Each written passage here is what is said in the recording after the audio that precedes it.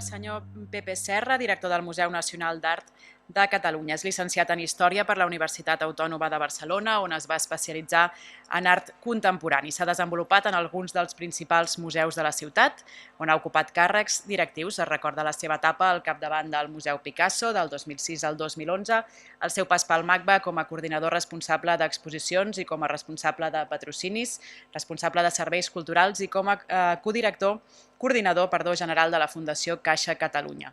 Entre el juliol del 2005 i l'octubre del 2006 va treballar pel Departament de Cultura de la Generalitat, on va ocupar el càrrec de subdirector general de Museus i Promoció del Patrimoni Cultural, des d'on va impulsar el programa de gestió d'infraestructures culturals.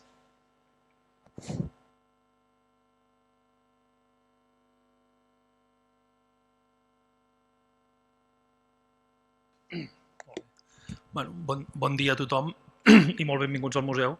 Jo intentaré ser molt breu, i més després de l'explicació de la doctora Cabezas. Primer, agrair a la Fundació Arts in Health, en el Guillem, en el Jordi Celles i a tots els que hi contribuïu. El museu està encantat d'acollir aquests actes. De fet, portem ja un temps en què d'una manera contínua aquest tema ja desborda, cosa que insisteixo, en el món de la cultura ens ha de fer molt feliços, desborda, i la setmana passada, no me'n recordo bé, Guillem, amb el conseller Argimon presentàvem, en ocasió del Dia contra la Violència Marxista, un altre projecte, en aquest cas, però també amb la intervenció de les arts, en aquest cas per la detecció i altre tipus de polítiques en relació en aquesta altra pandèmia que tenim, que també Déu-n'hi-do lo preocupant que és.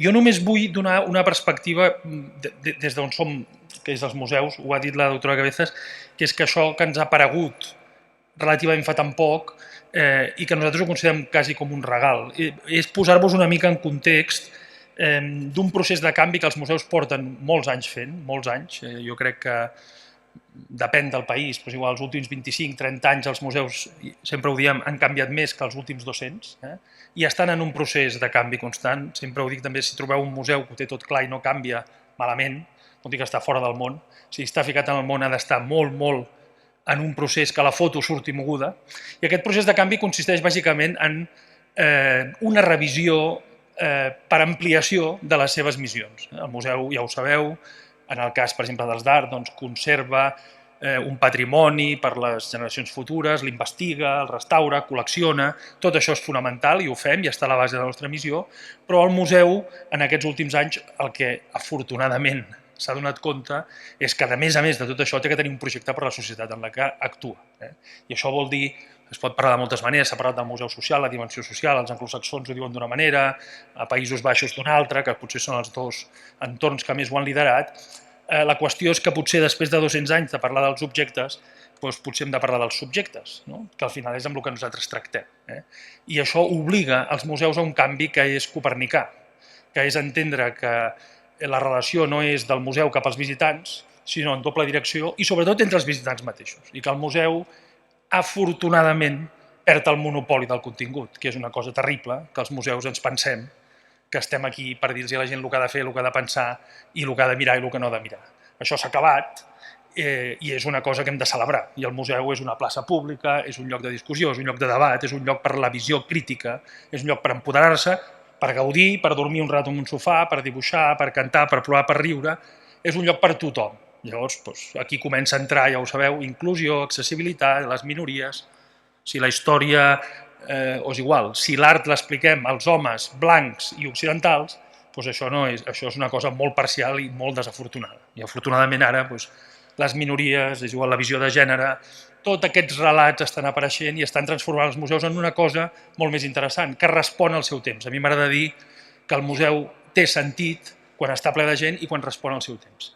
I això significa molts canvis. En el mig d'aquest context i d'aquest, perdoneu-me, merder, perquè és un merder, una màquina com aquesta, que som 300, fer-la caminar d'una altra manera costa molt, apareix com, us ho dic que apareix d'una manera molt sobtada, no com la pandèmia, però quasi, que comencem a sentir a parlar que hi ha llocs al món on una persona va al metge i quan el metge li fa la recepta, igual que l'envia al fisioterapeuta, l'envia al museu. I això ens sembla al·lucinant. No sabem què vol dir. I se'ns acosta la gent de la Fundació, parlem amb Sanitat, parlem amb l'ICS, es fa un esforç molt gran de fer unes jornades que no puc recordar la data, però es va portar gent del Canadà, gent d'Escòcia, gent que això ja ho té molt treballat i se'ns cau a tots la bava perquè, insisteixo, és un exemple més d'aquest canvi cap als museus i en aquest cas amb un valor afegit extraordinari.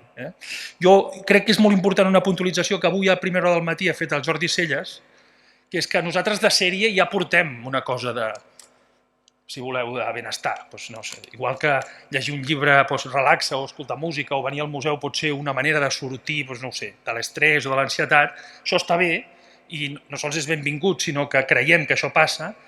Ara aquí estem parlant d'una altra cosa ja. Ho dic per no minoritzar l'esforç de la Fundació i dels projectes que estan fent, que és una cosa més ambiciosa, que és que en l'entorn mèdic, en l'entorn de la salut, les arts poden ser útils d'una manera demostrable, publicable científicament, en determinades dificultats, malalties. Jo segur que no faig servir bon vocabulari mèdic, doctora, perquè amb això soc fatal, però patologies, no sé quina és la paraula, però en tot cas. I això està passant i està passant molt bé. En el museu s'ha fet un projecte amb l'Hospital de la Vall d'Hebron i amb l'ICS, dirigit pel doctor Ramos Quiroga, amb un col·lectiu, en aquest cas de dones, amb un diagnòstic d'estrès posttraumàtic i s'ha treballat a través de les imatges, la generació de conversa, però, insisteixo, tutelat mèdicament, nosaltres aportem uns educadors, però no tenim el lideratge és un lideratge mèdic des de la salut. I això està ara desbordant-se. Ahir vam fer una reunió de la xarxa de museus d'art, és casualitat, a Mollet, hi ha 22 museus, tots volen fer arts en salut. No sé com ho fareu, perquè hi ha com un entusiasme col·lectiu. Com deia avui també el Jordi, segurament és que al món de la cultura en traiem més del que en treu el de sanitat, perquè portem molts anys dient el benestar és educació, sanitat i cultura.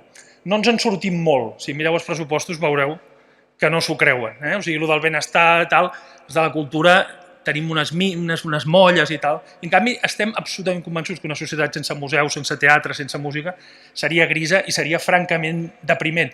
Si ja ho és, ho seria molt més. Això depèn cada un del seu punt de vista, però sí que crec que és un lloc per preguntar-se què fem al món per apoderar-se, i els museus són un bon exemple. Hi ha museus petits, com el de Cerdanyola, amb el Xema Romero, altres centres que estan fent un esforç bestial i estan tenint molt bona acceptació en la comunitat, que és l'altra cosa última que jo volia dir. En aquests canvis que us deia del museu, una altra cosa que hem après és que tot ho fem co. El museu ja no fa res sol. És d'una pretensiositat, és quasi fa vergonya pensar que un equip del museu es pot tancar en una aula, dissenyar un programa per l'escola i quan ha acabat el programa anar a l'escola a vendre-li.